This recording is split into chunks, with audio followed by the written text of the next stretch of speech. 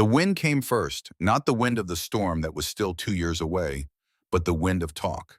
The particular kind that moves through a small town like smoke through a keyhole, thin and acrid and impossible to stop.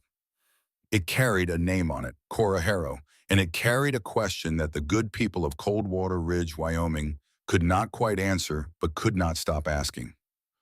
What in God's name is that woman doing up on the bluff? The bluff stood 2 miles north of town, a sheer face of granite rising 200 feet from the creek bed below. It faced south. In the mornings, the winter sun hit it at a low angle and made the rock glow amber, almost warm-looking, though no one had ever thought to stand close enough to feel it. The old-timers called it Harrow's Wall, though not because of Cora, because of James. James Harrow had died on a Tuesday 3 years before his wife bought the land beneath his namesake bluff. He had died the way too many men died in the silver mines of Wyoming. Not in a great explosion, not in a dramatic collapse that would earn a mention in the Cheyenne newspaper. He had died because a timber support, thick as a man's thigh, had finally surrendered to the weight above it. The wood had been groaning for weeks. Everyone in the mine had heard it. No one had stopped working. The foreman said it was bad luck. Cora Harrow said it was bad wood. She had been 28 years old when they carried James out of that mountain. She had stood at the mine entrance with her hands folded in front of her and her face composed in a way that the other wives found unsettling. They expected tears. They expected the particular collapse of a woman whose world had just ended. What they got instead was stillness, a stillness that was not grief, or not only grief, but something harder and more mineral than grief. Something that looked to those who watched closely almost like calculation. She did not move from that spot for a long time. Long after the other men had gone back inside, long after the foreman had offered his useless condolences and retreated to his office. She stood and she looked at the mouth of the mountain, and the mountain in its ancient and indifferent way looked back. She was thinking about wood. 3 years is a long time to think. And Cora Harrow was a thorough thinker. She had grown up the daughter of a surveyor, a quiet man named August Bellamy, who had spent 30 years measuring the earth and had taught his daughter that the world was legible if you were patient enough to read it. She had learned to read topographical maps before she learned to read primers. She had learned the difference between limestone and sandstone, between shale that crumbled and granite that held long before she learned to bake bread or hem a dress. When she married James Harrow at 22, she had married a man who recognized in her something rare. Not beauty, though she had that too, a spare and angular kind of beauty that improved with attention but precision. James had been a big, easy-laughing man with rough hands and an instinct for hard work. And he had loved his wife's precision the way a man loves something he cannot fully understand but knows is valuable. He had called her his compass. She had called him her true north. After James died, she lost her direction for a while. That was honest. She sat in their small rented house on the eastern edge of Coldwater Ridge, and she read the books she had always kept, geology texts and engineering manuals and surveyors' reports, and she tried to find in them the thing she was looking for. The thing that would make sense of a man dying because someone had chosen wood over stone. She found it eventually in a paragraph so dry and technical that most people would have skipped it without registering its significance. It was a passage in a mining engineer's report about the thermal properties of underground environments, about how the temperature 50 feet inside a mountain never varied more than a few degrees from its year-round average, about how the stone itself, the granite, the basalt, the deep old bones of the earth held heat the way nothing built by human hands could hold it. Cora read that paragraph 3 times. Then she went to her window and looked north toward the bluff. The land office in Coldwater Ridge was a narrow room that smelled of ink and ambition, presided over by Mayor Aldous Prentice, a man of 55 who had the satisfied look of someone who had arranged the world to his liking and intended to keep it that way. He was not a cruel man. He was in many ways a decent one. But he had grown up in a world with very clear walls, and women who had lost their husbands belonged on one side of those walls, and surveying equipment and geological surveys belonged on the other. When Cora Harrow walked into his office on a bright April morning in 1882 and unfolded a map on his counter, he looked at her with the particular expression of a man who is about to be patient in a way that cost him something. She had drawn it herself. A cross-section of the granite bluff rendered in precise pencil lines, showing a main chamber 18 feet wide and 24 feet deep with a vaulted ceiling 10 feet at its peak. Beside it, a smaller chamber for her horse. A narrow flue following a natural fissure in the rock up to the surface. Load calculations in the margins. Estimated tonnage of rock to be removed. A materials list so specific it included the exact grade of drill bit she intended to use. Mayor Prentice looked at the drawing for a long time. Then he looked at Cora. "Mrs. Harrow," he said carefully, "that's the old Miller claim. Solid granite. There's nothing up there but a cliff face and some scrub pine. You cannot build a cabin on a 60-degree slope." Cora placed her finger on the cross-section. "I don't intend to build on it," she said. "I intend to build in it." He blinked. "In it. In it," she confirmed. "The way the ancestral Puebloans built their dwellings into the canyon walls of the Southwest. Not primitive intelligent. They understood that the rock itself is the structure. The rock is the insulation. The rock is the foundation and the walls and the roof all at once, and it has been standing for 10 million years without a single timber support giving way." She had not planned to say that last part. It came out harder than she intended, edged with something she had not meant to show. Mayor Prentice heard it. He softened slightly, which was its own kind of condescension. "Harrow," he said, and his voice had taken on the gentle, measured quality of a man speaking to someone he worries about. "You've had a terrible loss. James was a good man and a hard worker, and this town mourns him alongside you.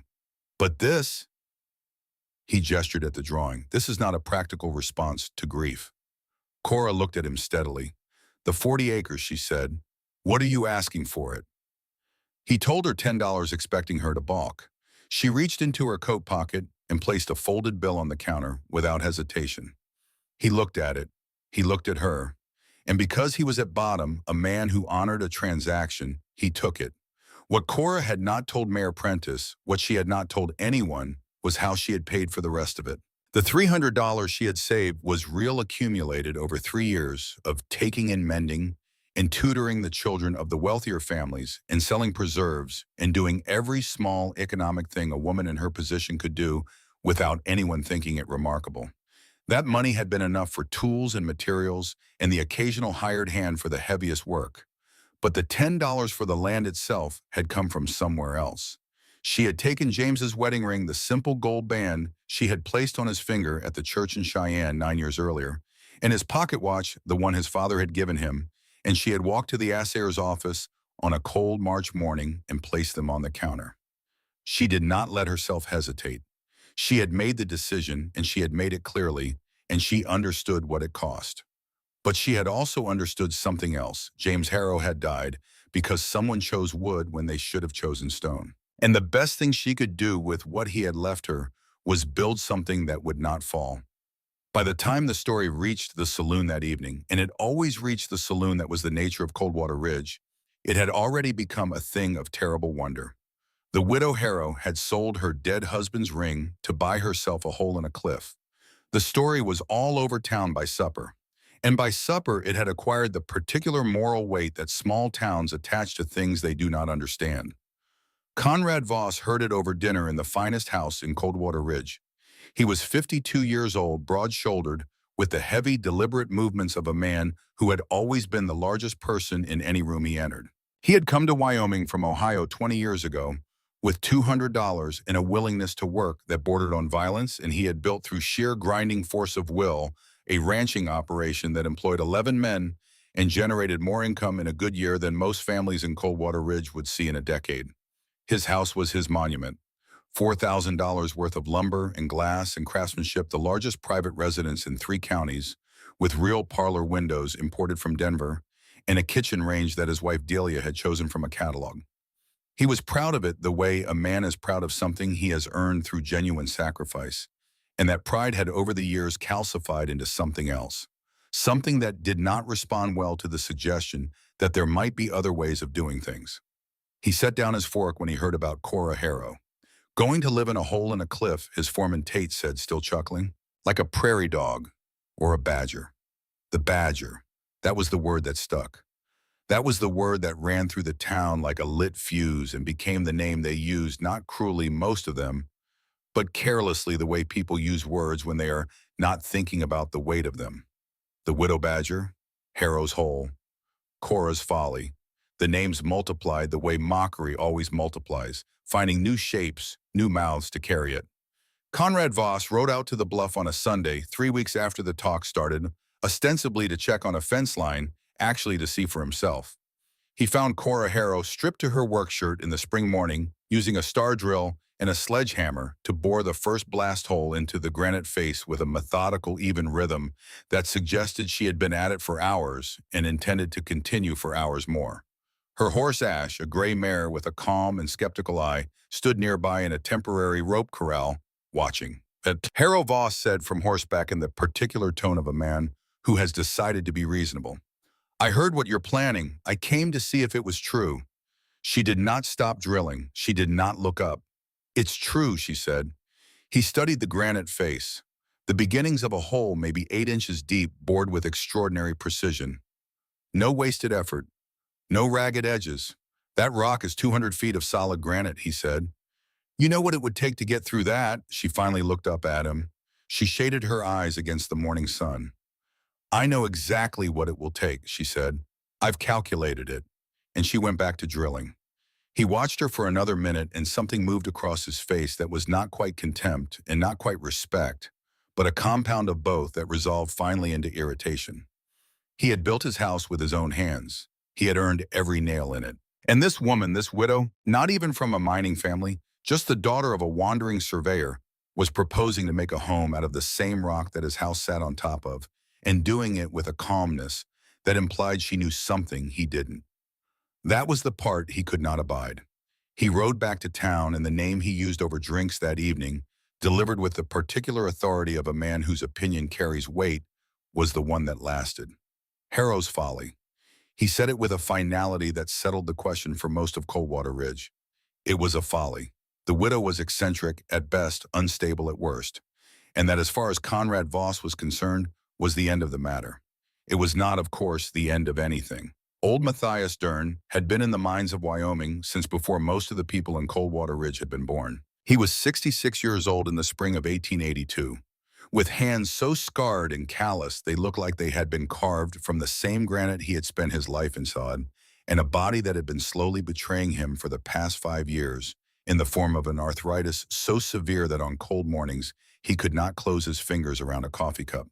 He lived alone in a small house at the north end of town and was regarded by the community with the particular benign neglect reserved for old men who had outlived their usefulness.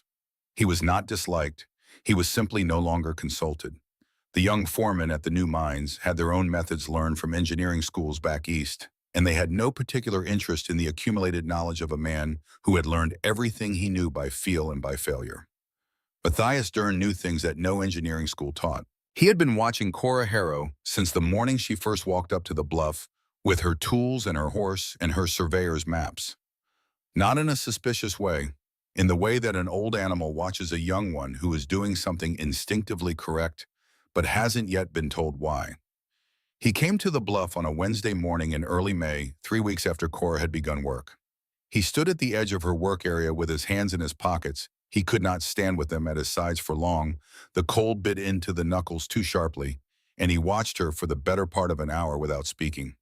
She worked the way she did everything with total focused economy.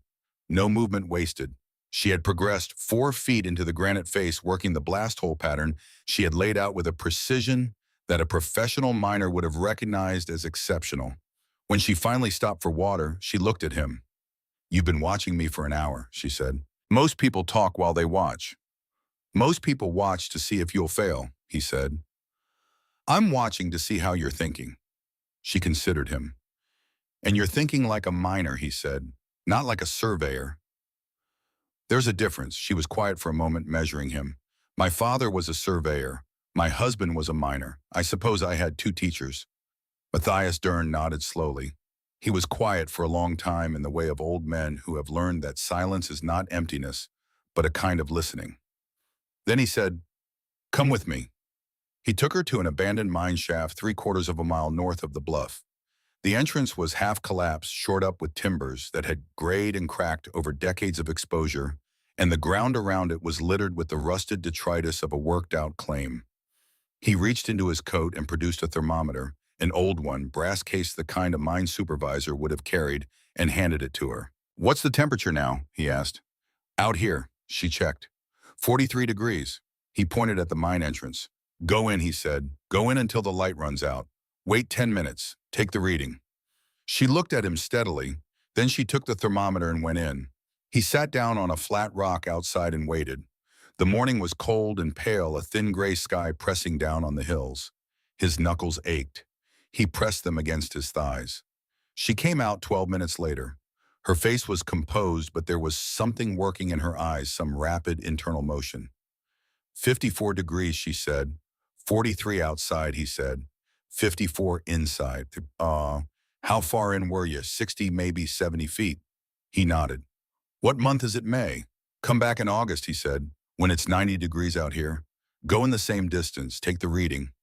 She looked at him. 54 degrees. He said nothing. She said 54 degrees, year-round. The rock holds it. He said nothing. She looked back at the mine entrance, the mass of the mountain above it, the millions of tons of stone that had been absorbing and releasing heat in slow, patient cycles since before any human being had walked this ground. It's a thermal reservoir, she said quietly, almost to herself. The rock absorbs solar energy through the summer and releases it through the winter in the equilibrium point. The balance is 54 degrees. The deeper you go, the more stable it is. The more mass above you, the more. She stopped. She turned to look at him. Why didn't you say this? She asked. Why didn't you just tell me? Because then you would know what I told you, he said. Now you know what you learned. He pushed himself up from the rock slowly with the careful movement of a man negotiating with his own body and started walking back toward town. I'll come and sit outside your work, he said over his shoulder. When the weather allows, I can't lift anything, but I can think. And sometimes thinking out loud is useful. She watched him go, then she looked at the thermometer still in her hand. 54 degrees, in the middle of a Wyoming May. She put the thermometer in her coat pocket and walked back to the bluff. The work was everything they had said it would be, and harder. Cora rose before dawn every day and rode Ash the 2 miles to the bluff in the dark, arriving as the first gray light began to separate the sky from the hills. She would start the fire she kept in a small iron pot for warmth, check her tools, and begin. The rhythm of it became the rhythm of her life. Drilling the blast holes in precise patterns, she calculated the night before by lamplight at the small table in her rented room. Placing the charges small, controlled, surgical, just enough to fracture the rock along the plains she had identified no more. Clearing the rubble by hand and by wheelbarrow, breaking larger pieces with the sledgehammer, loading Ash's drag sled with the broken granite. She moved 3 tons of stone in the first month, averaged 4 feet of progress per week. Kept a journal, June 3, 1882, advanced main chamber, 6 feet. Ceiling shows promising natural dome formation may require less shaping than estimated. Ash hauled 11 loads today. She is not complaining, but I am watching her knees. The townspeople came to watch on Sundays the way people go to watch a fire, not because they want it to continue, but because there is something in the spectacle they cannot look away from. They stood at a distance in their good Sunday clothes, and they watched the widow Harrow work, and they said the things people say when they witness something they have already decided is futile. She'll run out of money before she gets 10 feet in. Even if she finishes it, it'll be too damp to live in. I heard she spent James's ring money. His ring. Can you imagine? Cora heard none of it. Or rather, she heard all of it. The bluff carried sound with remarkable efficiency, a fact she had noted in her journal as potentially useful for ventilation planning, and she simply did not allow it to touch her. She had made a decision, and she was working the decision, and the opinions of people standing in their Sunday clothes were not variables in her calculations. Miss Lenora Fitch, the school teacher, came twice. She was 38 years old, a thin, precise woman who had come to Wyoming from a college in Massachusetts and who believed with genuine conviction that her purpose in Coldwater Ridge was the advancement of civilization. She had organized the town's first library. She had pushed for a proper schoolhouse. She cared in her way for the progress of the community. But civilization to Miss Fitch had a specific shape. It moved in one direction forward, from cave to hut to cabin to proper house, from darkness to light, from the primitive to the refined. And what Cora Harrow was doing up on that bluff was regardless of whatever technical justification she offered a regression, a step backward into the mountain. She used Cora in her classroom. Not cruelly, she would have said, as a cautionary example. Children, she told her students one October morning, Mrs. Harrow represents something we must guard against. The temptation when life becomes difficult to retreat, to go backward instead of forward. We do not live in caves because our ancestors found something better. Progress moves in one direction only. A boy in the second row, a small, serious child named Eli Pemberton, 8 years old, the son of the livery stable owner, raised his hand. Miss Fitch, he said, is Mrs. Harrow's cave warmer than our houses? Miss Fitch looked at him. The classroom was cold. It was always cold. The stove at the front ate wood faster than the school budget allowed for, and by afternoon, the far end of the room where the smaller children sat was genuinely uncomfortable. That is not the point, Miss Fitch said. But is it? Eli Pemberton insisted. She did not answer him. She moved on to the next lesson. But the question sat in the cold air of the classroom and did not quite go away. It was in October of 1882 that Delia Voss made the decision that would quietly define the next 2 years. She was 28 years old, the wife of Conrad Voss, a woman of considerable intelligence, who had married considerable money and found that the exchange was not quite what she had expected. Conrad was not a bad husband, not in any way that Coldwater Ridge would have recognized as such. He was faithful in his fashion. He worked brutally hard. He provided everything material that a wife could reasonably want. But he was also a man who had decided very early that the world made sense in a particular way, and that sense was organized around the things he had built and the money he had made and the opinion his neighbors held of him. And any challenge to that order, any evidence that the world might be organized differently, that someone might achieve something by methods he had not considered, was experienced by Conrad Voss not as interesting, but as threatening. Delia had watched Cora Harrow from the beginning.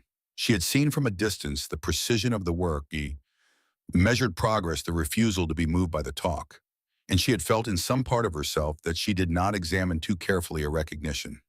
She had been in Reuben Grady's mercantile on an October afternoon when it happened. Cora had come in for supplies, drill bits and rope, and a small quantity of lamp oil, and two of the ranchers' wives had made a comment in voices loud enough to be heard, something about the ring money, something about James. Cora's face did not change. She put her purchases on the counter and looked at Reuben Grady and stated the price she expected to pay. And then Delia Voss, who had never in her adult life made a public scene, who had been raised to consider social peace a primary virtue, opened her mouth. The remark she made to the ranchers' wives was brief, and it was precise, and it was not particularly ladylike. It suggested economically that they might direct their observations about a widow's personal finances towards something more worthy of their attention. There was a silence in the mercantile that had weight to it.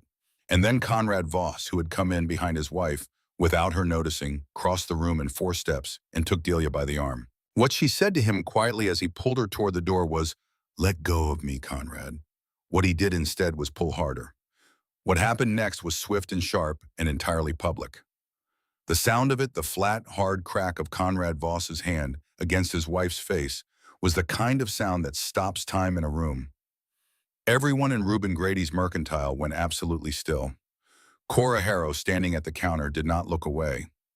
She looked at Delia Voss directly for the first time, as anything more than a face in the crowd of people who had been watching her work.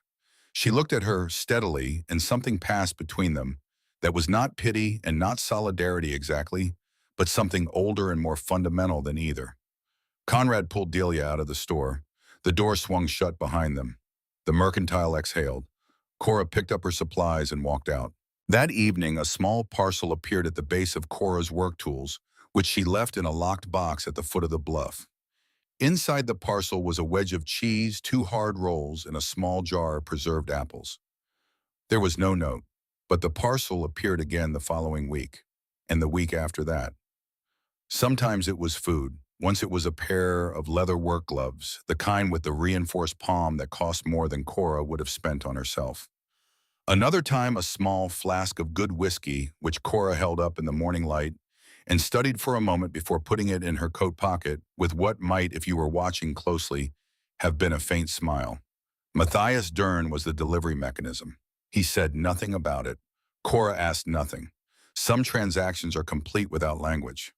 The winter of 1882 was hard, and Cora worked through it. She had lined the entrance with heavy timber, 12-inch pine beams traded for with a logger, in exchange for some of the cut stone she'd produced as rubble, creating a 20-foot entryway that acted as a thermal buffer between the outside world and the chamber within.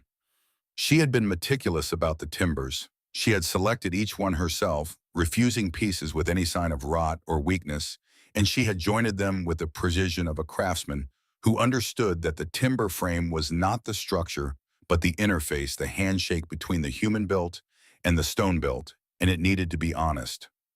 Inside, the walls were coming smooth. She spent 4 months on the walls alone, working with a hammer and chisel in patterns she had calculated to maximize light reflection and minimize moisture collection. It was slow, exacting work, the kind that produces nothing visible from outside and everything essential from within. She carved niches for shelves, a sleeping platform from the living rock, a workbench, a place for her books. She thought about James while she worked the walls, not with grief, grief had done its work in the first year and left behind something quieter, a kind of ongoing conversation she held with his absence. She thought about his hands, which had been calloused in the same places hers were now becoming calloused. She thought about the fact that he would have loved this, the problem of it, the physical puzzle, the satisfaction of stone yielding incrementally to human intelligence and patience. She thought about the timber support that had killed him, about the fact that it had been groaning for weeks, about the fact that everyone had heard it and no one had stopped. She pressed her chisel to the granite wall, and she worked. By the fall of 1883, the dwelling was complete. The main chamber measured 18 feet wide and 24 feet deep, with a ceiling that vaulted naturally to 10 feet at its peak. The smaller chamber beside it, Ash's stable, had a sloped floor for drainage and a manger carved from the same living stone, and it was by any measure finer than many of the stalls in Coldwater Ridge's livery. The flue pipe followed a natural fissure in the rock to the surface, drawing cleanly in every test Cora ran, producing a draft that was, she noted in her journal, almost elegant in its efficiency. She moved in on the 1st of October, 1883. Her possessions were few: a cot, a table, 2 chairs, her father's surveying instruments, her collection of geology and engineering texts, a photograph of James taken in Cheyenne the year they were married, a small cast-iron stove that had cost her $22 and was the finest single object in the dwelling. She lit the stove for the first time, not because she needed heat. The chamber held at 52 degrees without it, but because a fire deserved to be welcomed. She sat in one of her 2 chairs and watched the flame through the stove's small glass window and felt something settle in her that had not been settled in a long time. She had built it for $22 of stove and $165 of tools and materials and $10 of land. James's ring had bought the land. Everything else she had earned herself. The total was $197. In that same autumn, Conrad Voss had paid a carpenter from Laramie $430 to repair a section of his parlor ceiling that had begun to sag under the weight of the previous winter's snow. The first winter in the dwelling was a revelation, and Cora met it the way she met most things, quietly taking notes. The temperature inside the main chamber held between 50 and 54 degrees without the stove lit. With the small morning fire she built to boil her coffee and the evening fire for cooking, it reached a comfortable 62 to 65 degrees and held there for hours after the fire went out, the stone releasing its gathered warmth long after a wooden house would have gone cold. She burned less than a single cord of wood for the entire winter. Her closest neighbor, a rancher named Pemberton, whose property sat half a mile south, burned through 6 cords between December and March, and spent 2 weeks of that time huddled in the kitchen, the only room he could keep reliably warm, while the rest of the house went to ice. The summer of 1883 brought 95-degree days to Coldwater Ridge, a stretch of brutal heat that lasted 3 weeks and left the town sluggish and short-tempered. Inside Cora's dwelling, the temperature never rose above 65 degrees. She had on the worst days sat at her workbench in what she could only describe as comfort reading, while the world outside radiated heat in visible waves off the bare rock. She noted these facts in her journal without commentary. The numbers spoke for themselves. The town had stopped riding out on Sundays to watch her work. With the work complete, there was nothing spectacular to witness, just a woman living in a cliff, which was not yet turned out particularly entertaining to observe. The mockery had not stopped exactly, but it had changed in character, shifting from active ridicule to a kind of settled dismissal. She was the widow in the rock. She had always been eccentric. She would not last another winter. You would see. Reuben Grady still did not extend her credit at the Mercantile, a small mean fact she had registered and noted and moved past. Dr. Everett Briggs, who had told 3 separate patients that winter that Mrs. Harrow's underground dwelling was a breeding ground for consumption, and that he expected to be treating her for lung disease within the season, found his prediction unfulfilled. He did not revise his opinion. He rescheduled it to the following winter.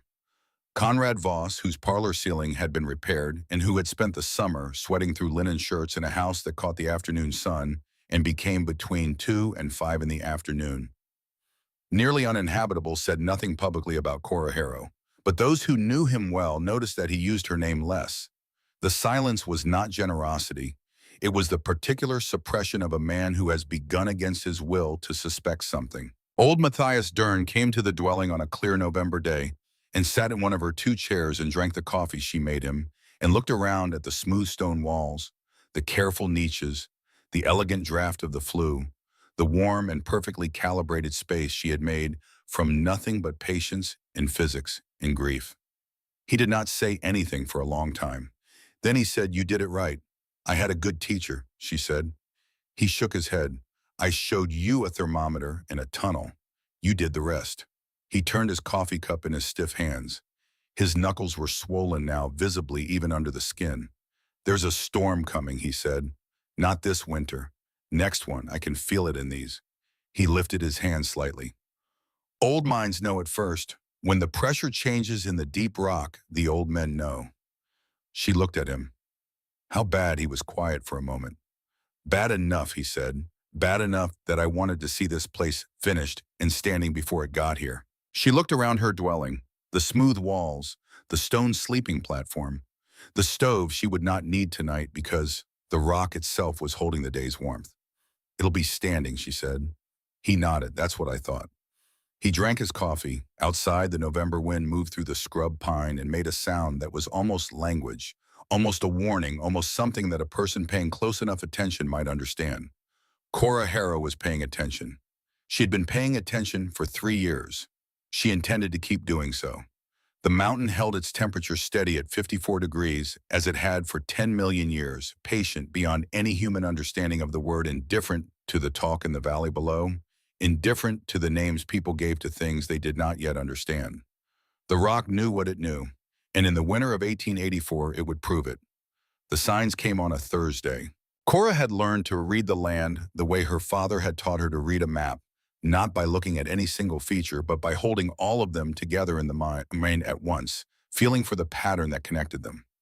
August Bellamy had told her when she was 7 years old, and learning to work a transit level, that the earth was always speaking. The question was never whether it was saying something. The question was always whether you were quiet enough to hear it. On the morning of February 8th, 1884, the earth was speaking very loudly. She noticed the smell first. She had stepped outside at dawn to check on Ash, and the air had a quality she had never encountered before, a cold metallic sharpness that sat at the back of the throat, not unpleasant exactly, but wrong in the way that a sound played in the wrong key is wrong. Not painful, just unmistakably off. Like iron filings on the tongue. Like the air before a lightning strike, but colder and deeper, and without the electricity's sharpness. She stood outside her door and breathed it in and felt the hairs on her arms rise under her coat. The birds were gone. This was the second thing, and it hit her with more force than the smell. The winter finches and jays that had been working the scrub pine above the bluff for the past 3 months were simply absent. The pine branches, which should have been alive with the small, busy commerce of birds on a cold morning, were empty and still. No tracks in the snow beneath them. No sound. The silence had a texture to it, a density that ordinary silence did not possess. She went inside and checked her barometer. It had been reading 29.4 for the past week, a low but stable pressure that had produced the cold, clear weather they'd been having. Now the needle sat at 28.1. She tapped the glass. The needle did not move. She sat at her workbench and calculated, a drop of 1. 3 inches of mercury, and she checked her journal entry from the previous evening, 14 hours. She had read enough meteorological literature borrowed from the surveyor's offices and the mining company reports that passed through Coldwater Ridge to know that a pressure drop of that magnitude at that speed was not a storm approaching. It was a siege being laid. She went back outside. To the north, the horizon had a color she had no good word for. Not gray, not purple, not the ordinary dark of an approaching weather front. It was a white so dense it looked solid, a wall of something that was not quite sky and not quite cloud, but some third thing, a category of atmosphere that she was seeing for the first time and instinctively understood she did not want to be outside when it arrived. And then the elk came. She saw them from the bluff's edge, a herd of perhaps 30, moving down from the high country at a speed that was wrong for elk, wrong for any large animal in winter. Elk moved in winter with a careful metabolic conservation, every step deliberate, every calorie hoarded. These animals were running. Not the controlled distance-eating lope of a startled herd, but something closer to panic, a blind downhill scramble that made no sense unless what was behind them was worse than whatever was below. She watched them until they disappeared into the creek bottom. Then she went inside, sat at her table with her journal open, and wrote February 8, 1884. Pressure 28.1 and falling. Birds gone. Elk moving hard from the north. Metallic smell in the air since dawn. Prepare today. She underlined the last two words. Then she closed the journal and began. She worked through the full day without stopping. The hay was first. She had a winter's supply for ash in the storage niche she'd carved in the stable wall, enough for 6 weeks at normal consumption. She supplemented it with everything she had stockpiled in the feed box outside, carrying load after load inside, calculating as she went. If the storm was as severe as the signs suggested, she wanted 8 weeks of feed minimum. She had perhaps 7. She stacked her entire wood supply just inside the entrance tunnel, not a large pile by any measure, a fraction of what her neighbors kept, because she needed so much less of it. But she stacked it carefully close enough to the door to access easily far enough inside to be protected from whatever came. She checked the seal on the door. The insulated wooden door she had built into the timber frame was tight, but she found 3 small gaps where the caulking had contracted in the cold, and she filled them with oiled canvas. She cut from a spare tarp, pressing it in with a chisel and seating it firmly. She ran her fingers around every edge of the frame, feeling for air movement, finding and addressing each imperfection until the door was as close to airtight as she could make it while still being functional. She filled 4 large barrels with fresh water from the creek, carrying them up on Ash's drag sled in multiple trips. The creek was running clear and cold, not yet frozen, but she knew that what was coming would lock it solid. She hauled and filled and hauled again until the 4 barrels stood against the interior wall, full to within 2 inches of their rims. She calculated 4 barrels at 40 gallons each, 160 gallons, enough for 30 people for 2 weeks if they were careful, enough for her and Ash for 2 months. She was not planning only for herself. She did not examine this decision too carefully. It was not generosity exactly, or not only generosity. It was the same instinct that had made her father always carry extra paper when he went into the field. The surveyor's understanding that an accurate map serves everyone who comes after, and withholding it is not neutrality, but a kind of violence. She had built something that could hold people through what was coming. That created an obligation as clear and binding as a load-bearing wall. She noted the 4 barrels in her journal. Capacity 30 persons, 14 days. Then she went to check the flue. The stove flue followed the natural fissure in the rock to the surface 40 feet above. She had designed it to be self-clearing to a degree the draft it created was strong enough to prevent most accumulation, but in a heavy snowfall the surface opening could pack. She had built a small protective cap of angled stone above the flue exit on the bluff face, shaped to deflect snow and maintain the draft even under significant accumulation. She thought about walking into the saloon, into Reuben Grady's Mercantile, into the church, and telling them what the barometer said, what the bird's absence said, what the running elk said. She could see it clearly, the way the room would shift when she walked in the careful neutrality of faces that had been openly contemptuous of her for 2 years. She could hear in advance the specific silence that would follow her warning. And then, because she knew this town, she could hear what would follow the silence. The widow's reading signs in the rocks again.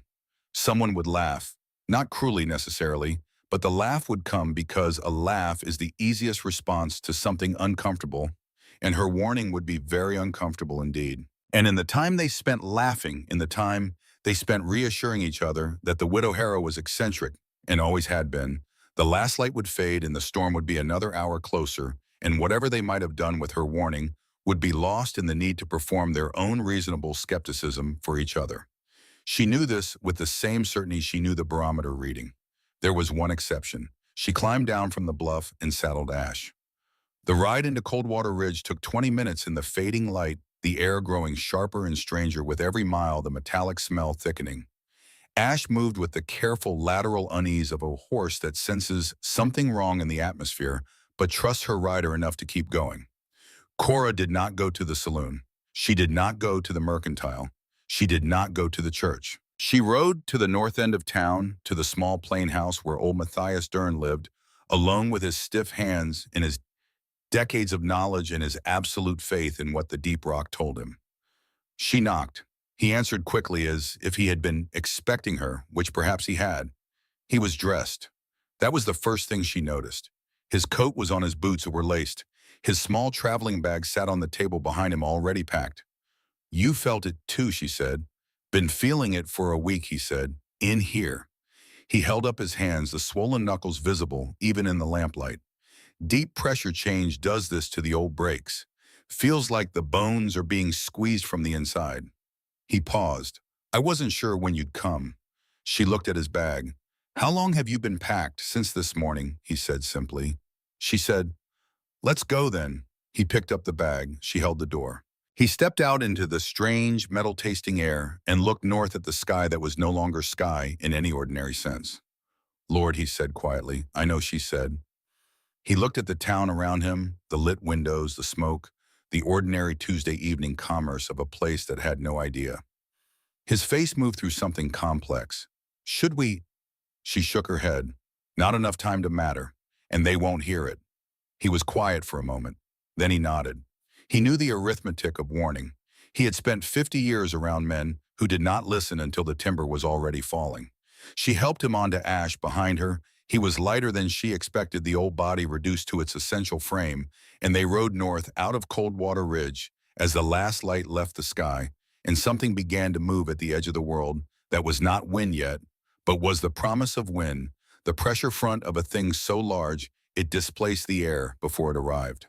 They reached the dwelling with an hour to spare. The wind hit Coldwater Ridge at 4 minutes past 3 in the afternoon on February 9th, 1884. It did not arrive with any of the gradations of normal weather. There was no building gust, no preliminary shower, no darkening sky that gave a reasonable person time to move from outside to inside. It arrived the way a door slams. One moment the world was cold and still, and the next moment it was something else entirely. The temperature dropped 38 degrees in 17 minutes. The snow that came with the wind was not falling snow. It was horizontal, a blinding, scouring torrent of ice crystals moving at 70 miles an hour, turning the air white and then turning it, nothing, reducing visibility to the length of a man's arm within the first minute into zero within the first 5. The sound was not a howl. People who described it afterward always reached for that word first, a howl, because it was the most available word for wind. But a howl implies a pitch, a tone, something animal and variable. This sound had no pitch. It was a continuous, all-frequency roar that sat not in the ears but in the chest, in the bones, a physical pressure that did not vary and did not pause and did not give the mind any moment of quiet in which to think clearly. Inside the dwelling, Cora heard it as a low, distant hum. A hum. The same storm that was tearing the weather vane off the top of the Coldwater Ridge church steeple, she would learn this later, registered inside the granite walls as something she might have mistaken for a far-off train if she had not known what it was. She sat at her workbench and listened to it and felt the particular terrible clarity of a person who has prepared for exactly this and finds the preparation is holding. Matthias sat in the second chair by the stove, his hands wrapped around a coffee cup, his eyes half closed. He was not sleeping. He was listening. "Worse than I thought," he said after a while. "Yes," she said. "The barometer." She checked it, 26.8. He was quiet. Then God helped them. She said nothing. There was nothing useful to say. She had done what she could do. She had filled the barrels. She had prepared the space. She had left her door unlocked. But all she could do now was wait for them to come. They did not come immediately. The first day of the storm, nobody came, because the first day of the storm they did not yet understand what they were inside. The people of Coldwater Ridge had survived Wyoming winters before. Hard winters, cold winters, winters that tested the timber and the firewood supply, and the patience of a family trapped inside together. They knew how to wait a storm out. You fed the stove, and you waited. The second day, the stoves were eating wood faster than anyone had anticipated because the wind was finding the gaps in the chinking the imperfect seals around the window frames, the small failures of construction that warm weather concealed, and through every gap it drove a cold so specific and so aggressive that it seemed almost intentional. People moved their families into single rooms to concentrate their warmth. They fed the stove through the night. They began to calculate their wood supplies. The third day, the calculations came back wrong. The wood that should have lasted 3 weeks was half gone. The snow on the roofs had packed in the wind-driven way that is worse for structures, not the loose light accumulation of a calm snowfall, but a dense consolidated mass that behaved less like snow and more like wet concrete. And it sat on the roofs of Coldwater Ridge with a weight that the timber frames had not been designed to carry. The houses groaned. The sounds the houses made were the sounds James Harrow's mind had made in the week before it killed him, and most of the people of Coldwater Ridge did not know enough to recognize them. Inside the dwelling, the temperature held at 51 degrees. Cora and Matthias had found a routine. She read and worked in her journal in the mornings, tracking the storm's behavior through the barometer readings. He told stories, long, detailed, technically precise stories about mines he had worked and engineers he had known, and things the earth had shown him over 50 years of paying attention. She listened the way she had listened to her father's lessons, completely storing everything. He was a remarkable talker when he had an audience willing to hear.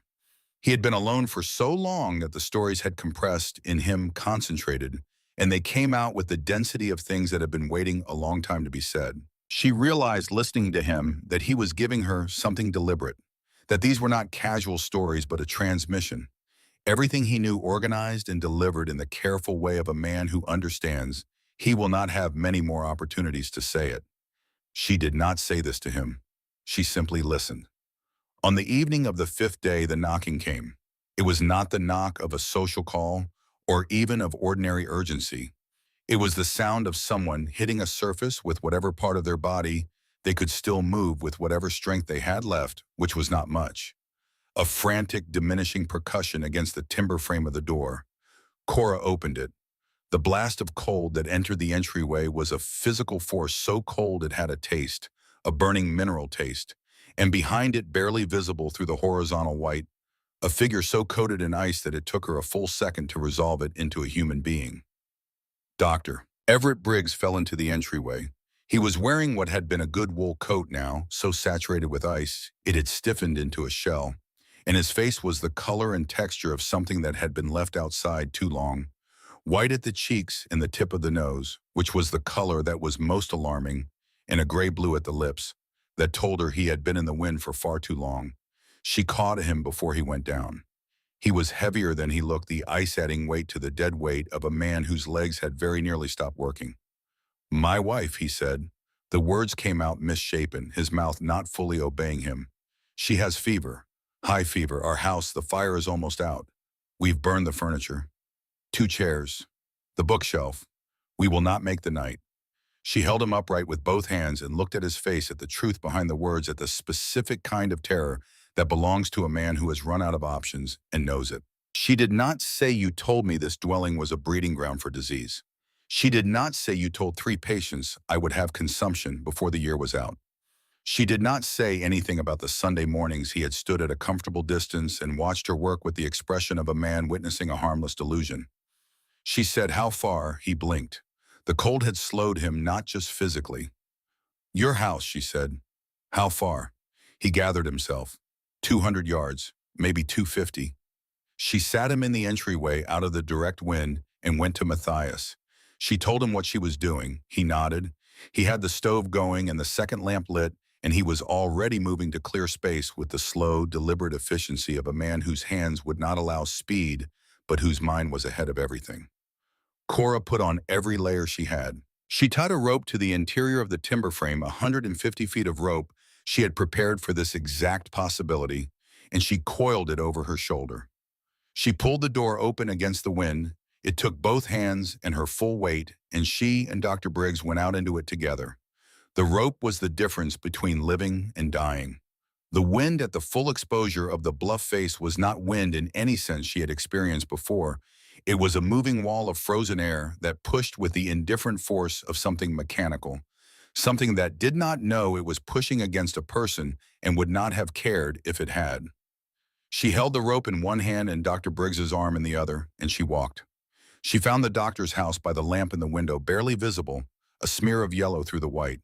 She had been counting her steps, 87 steps from the door of her dwelling to the doctor's front door. In clear weather, 2 minutes walk. In this 20 minutes of the hardest physical work she had done in her life, the doctor's wife was on the floor beside the dead stove, wrapped in everything they owned, her face flushed with fever in the particular terrible way that made it look like warmth when it was something else.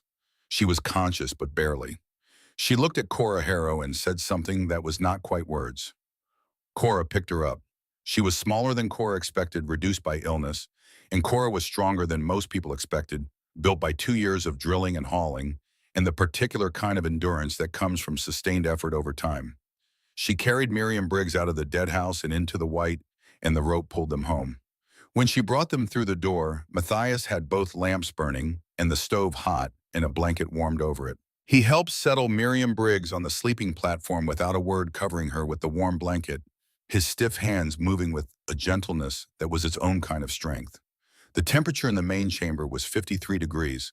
Outside, it was -17. By the 6th day, the word had moved through the storm somehow, the way necessary information always finds its way, person to person, in the dark, whispered through walls and beneath doors and across the few feet between adjacent cabins. The light, the smoke from the flue, the only chimney in the valley that was not blocked by packed snow, the only thin thread of gray rising from the rock face north of town like a signal fire, like the kind of sign that people in extremity learn to read. Reuben Grady came with his wife and 3 children at first light on the 6th day, navigating by the smoke. His mercantile roof had given way in the night, the packed snow breaking the ridge beam, bringing 4 feet of dense accumulation down through the ceiling into his living quarters. They had made it to the back room. They had spent the remainder of the night there in the cold dark, listening to the storm on the other side of an interior wall that might or might not hold, and when the light came, they had simply moved toward the only thing they could see. Cora opened the door and stood aside. Grady looked at her. He was frostbitten on the ears, and the fingers his wife was carrying the youngest child, and his eyes had the specific hollowness of a man who has spent the night genuinely unsure whether he and his family would be alive in the morning. He opened his mouth to say something. She shook her head slightly. Not now. Later. He brought his family inside. After that, they came in a steady stream. Not a crowd, not a rush. The storm made rushing impossible, but a continuous, painful procession of individuals and families who had exhausted their options and followed the smoke. Some came roped together. Some carried children who had stopped being able to walk. Some arrived alone, the solitary cases that were hardest to look at, the old men and the widows and the people who had no one to navigate with and had simply walked toward the light and arrived somehow intact. Each time the door opened, the entryway filled with cold and wind and ice-crusted humanity, and each time Cora pulled the door shut behind them, the stone walls absorbed the intrusion, and the temperature in the main chamber dropped a degree and then slowly, patiently climbed back. The stone was doing what the stone had always done, what it had been doing for 10 million years. Holding. She did not sleep that night or the night after. There was too much to manage: the water allocation, the food supply, the medical needs of Miriam Briggs, who was improving slowly in the warmth, and 2 other people who had arrived with frostbite severe enough to require attention. Dr. Briggs, restored by warmth and water and the particular galvanic effect of having something useful to do, had become the dwelling's physician, and he worked with a concentration and a thoroughness that Cora had not expected from the man she had known socially. She watched him work one evening, kneeling beside a young woman from the east edge of town whose hands had gone bad in the cold, and she thought this is who he is underneath the opinions. This is what he actually knows how to do. She thought that about several people in those days. The emergency had stripped away the overlay of social performance, the opinions, the positions, the accumulated postures of 5 years of community life, and what remained was something simpler and more essential. Owen Grady, it turned out, could manage a communal kitchen from minimal resources with a skill that was close to artistry. Miss Lenora Fitch, who had taught civilization as a straight line from primitive to refined, sat on the stone floor and taught the children in her care with a patience and a warmth that had nothing to do with theory.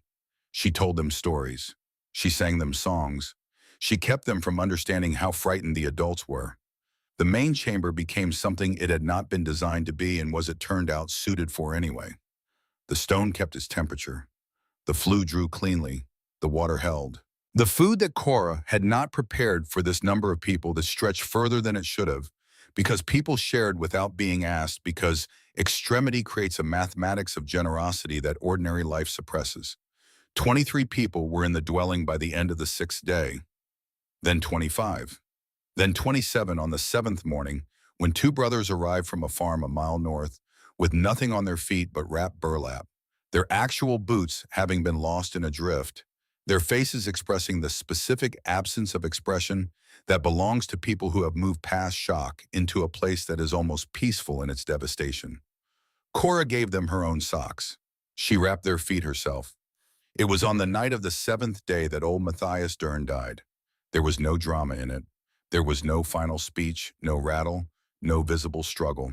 He had been sitting in his chair by the stove, his chair, the one everyone had quietly acknowledged as his without any discussion, and he had been talking to Cora in the low, steady way he had talked to her for 6 days, the transmission of everything he knew, continuing with the patience of a man who has a great deal to say and is running out of time to say it. He had been telling her about a mine in Nevada he'd worked in 1861, about a vein of silver ore so pure it had looked manufactured, and about the engineer who had found it by following a thermal anomaly that no one else had thought to measure, a place where the rock temperature ran 2 degrees warmer than the surrounding strata, and that engineer had understood that warmth meant water, and water in the deep rock meant... He stopped. She looked up from her journal, where she had been writing down what he said.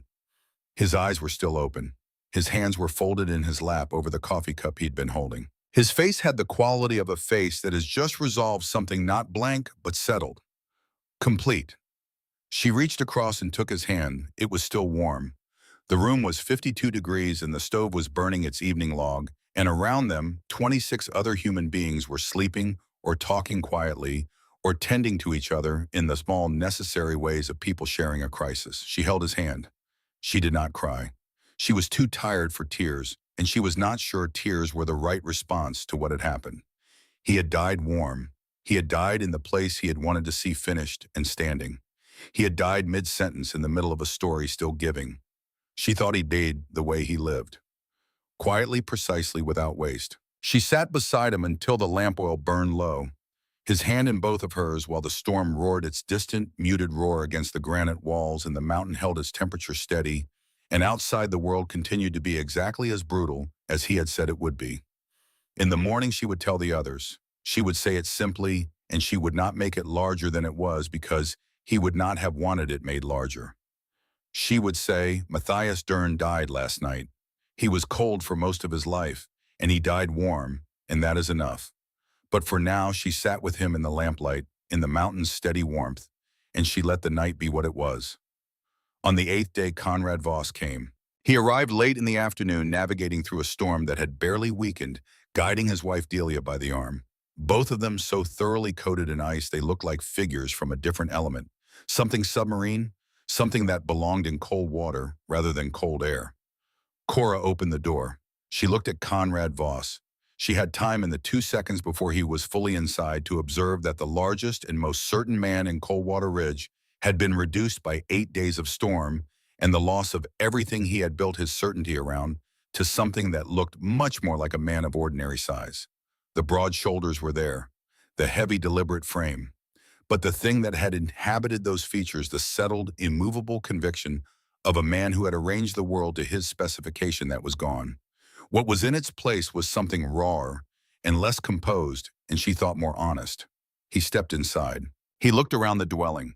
He looked at the smooth stone walls, at the 26 people arranged in the space with the organic efficiency of people who have learned to share a fixed area over many days, at the steady warmth that hit both of them like a physical thing after the cold outside. Delia pulled away from his arm and crossed the room and put her arms around Cora, without saying anything, holding on with the force of someone who has been wanting to do this for a long time. Cora held her back. Over Delia's shoulder, she looked at Conrad Voss. He was still standing at the entrance. He was looking at his wife, at Cora, at the room full of people his size and smaller, at the stone walls that had been standing here since before anyone in this valley had been born. His face did not do what she expected it to do. He did not look angry. He did not compose himself into the careful neutrality of a proud man acknowledging something he would prefer not to acknowledge. He looked simply at everything around him, and his face showed the thing underneath, the pride, the thing that pride had been built to protect a man, looking at evidence he cannot argue with, and finding in the inability to argue something that is almost a relief. The roof gave way, Delia said against Cora's shoulder. The whole center section, just gone. Cora said nothing. She held Delia and she looked at Conrad and she waited. He met her eyes. He held them. He said nothing that night. He found a space along the wall and he sat in it upright with his back against the stone, and he looked at the floor. Delia sat beside him. After a while, he put his arm around her. Mayor Aldous Prentice arrived the next morning, the 9th day navigating alone through a storm that had begun almost imperceptibly to ease. He was 63 years old, and he had walked 3/4 of a mile in a blizzard that had killed 14 people. And when he came through the door, his face had the expression of a man who has had a great deal of time in the cold and the dark to think. He looked around the dwelling. He counted faces. He counted the smooth walls and the burning stove and the steady, impossible warmth that the rock was holding, as it had held everything patient and indifferent and permanent. He did not speak. He found a place to sit.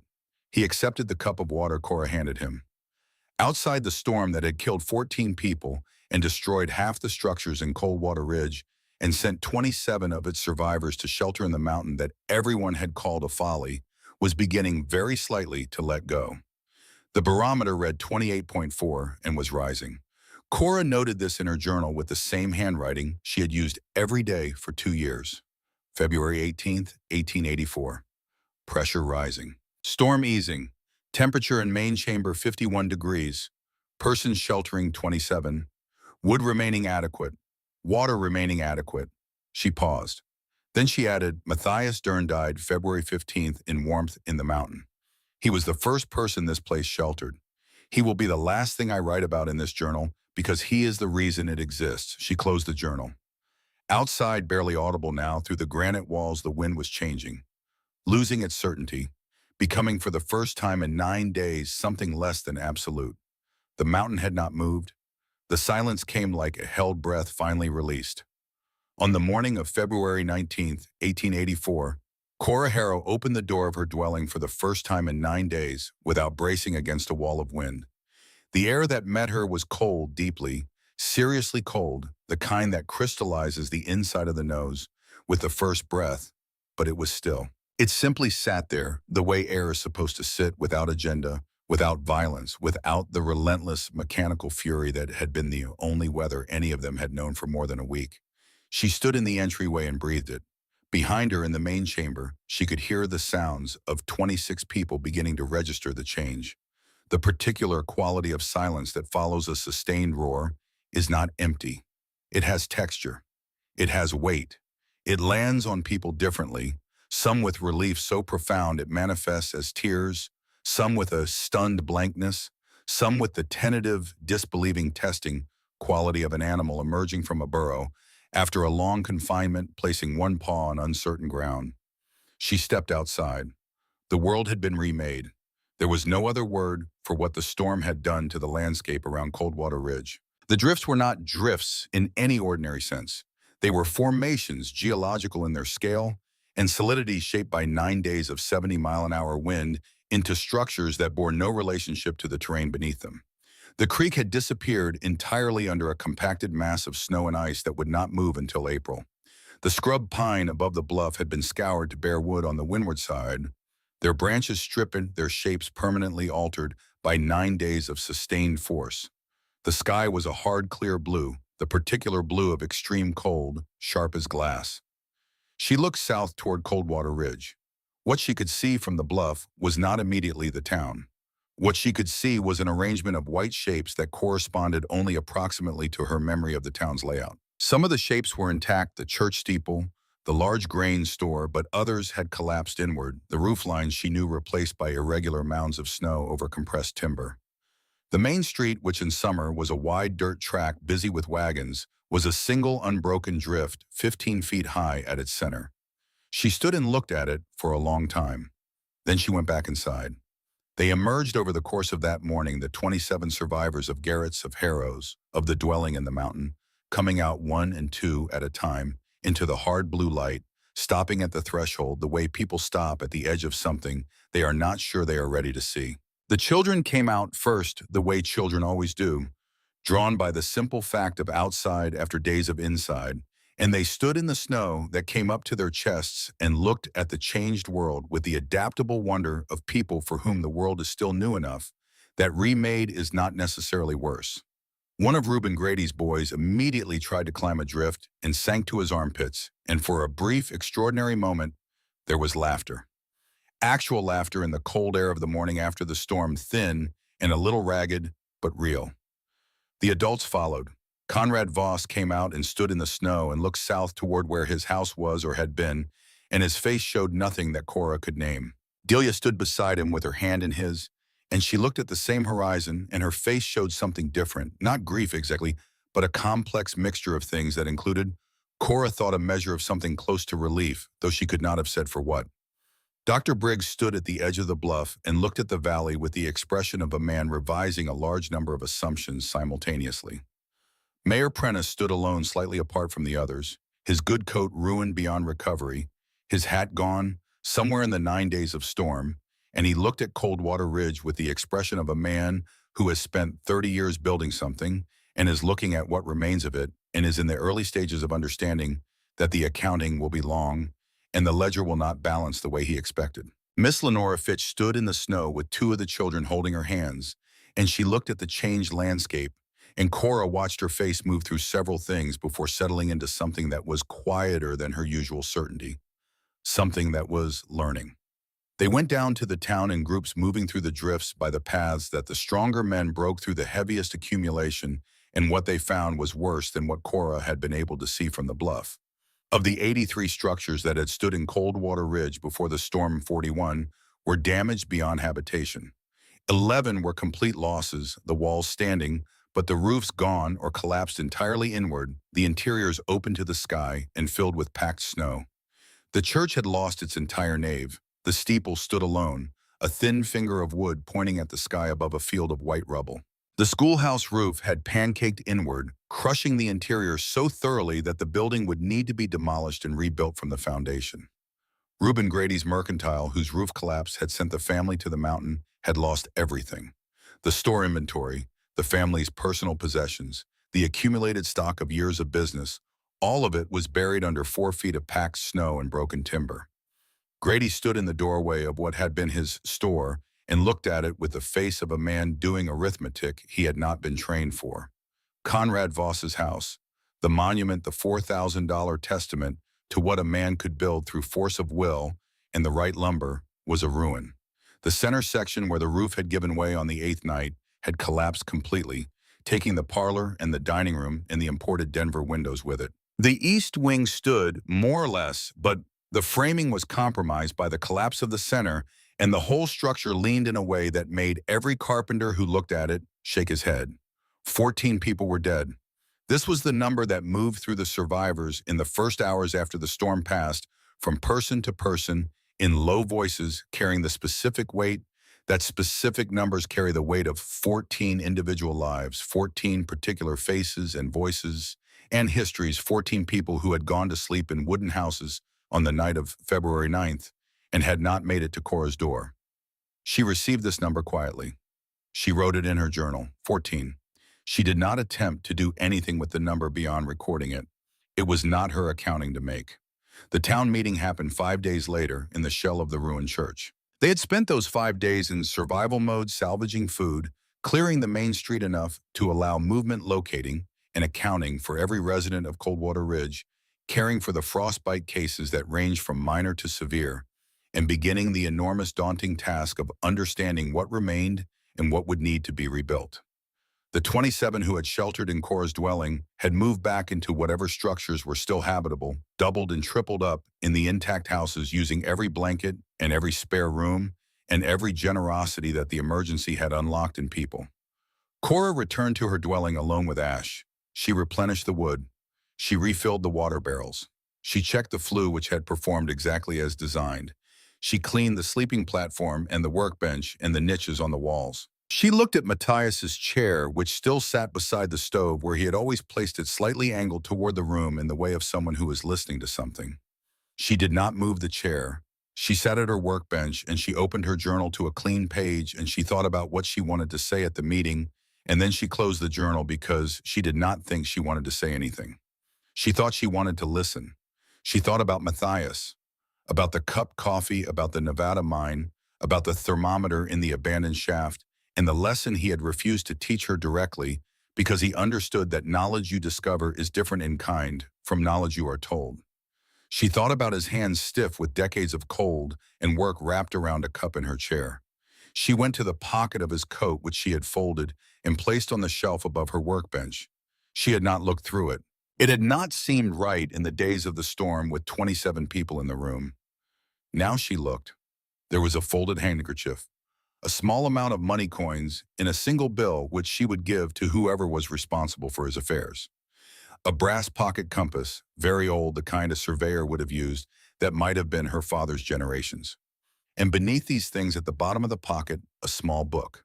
It was not a large book. It was the size of a man's palm, bound in dark leather that had been handled so frequently it had gone smooth and slightly greasy, the way things go that are used every day. She opened it. The handwriting was Matthias Dern's. She recognized it from the few times she had seen him write anything. The careful, labored script of a man who had learned to write as an adult, each letter formed with deliberate effort. The entries began 2 years ago in the spring of 1882, April 14th, 1882. Watched her start the blast holes today. Pattern is correct. She's identified the grain direction in the granite without being told. Angle of the first hole is within 2 degrees of what I would have chosen. She is working from first principles and arriving at right answers. She sat very still and read. May 2nd, 1882. Took her to the Carmichael shaft, gave her the thermometer. Watched her face when she read 54 degrees. That is the face of a person understanding something true for the first time. It is a remarkable face to witness. She turned the pages carefully as if they might dissolve. June through September of 1882 chronicled in dense, precise entries. Every technique she had used, every error she had made and corrected, every innovation, the timber entry frame, the wall smoothing method, the angled stone flue cap, described in enough technical detail that a competent engineer could replicate it from the notes alone. October 3rd, 1882. The Voss woman hit her in the mercantile today. She came to the bluff the following morning and worked 2 hours longer than usual. She did not mention it. She never mentions the things that are done to her. She converts them directly into work, which is the right response, and also, I think, a heavy way to live. She sat with that entry for a long time. November, December, January. The first winter. Matthias's notes on her wood consumption versus the town's. His careful documentation of the summer temperatures. His observations increasingly detailed of her methods and their results. February 8th, 1884. Pressure dropped 1.3